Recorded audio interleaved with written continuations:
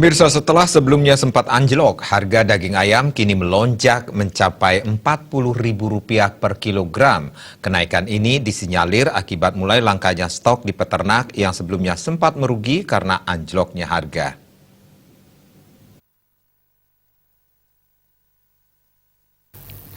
Salah seorang pedagang daging ayam di Pasar Badung, Gusti Ayu Suhaini, mengatakan kenaikan harga daging ayam terjadi sejak 2 hari sebelumnya. Saat ini harga daging ayam dijual berkisar Rp38.000 hingga Rp40.000 per kilogram. Saat anjlok sebelumnya, harga sempat mencapai Rp28.000 per kilogram.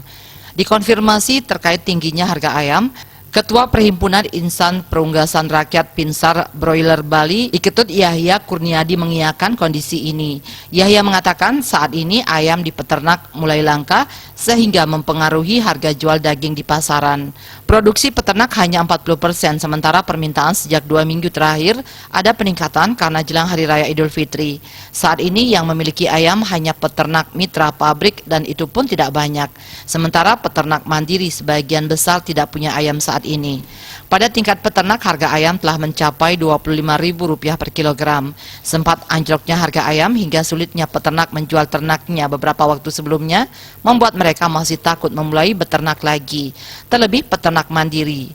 Selain itu, modal para peternak, kata Yahya, saat ini sudah sebagian besar habis akibat kerugian sebelumnya. Hal ini yang membuat ayam langka di peternak dan harga pun melambung. Terkait kenaikan harga ayam, Yahya mengatakan harga sudah mulai bergerak sekitar 2 minggu sebelumnya, yakni sejak 11 Mei lalu.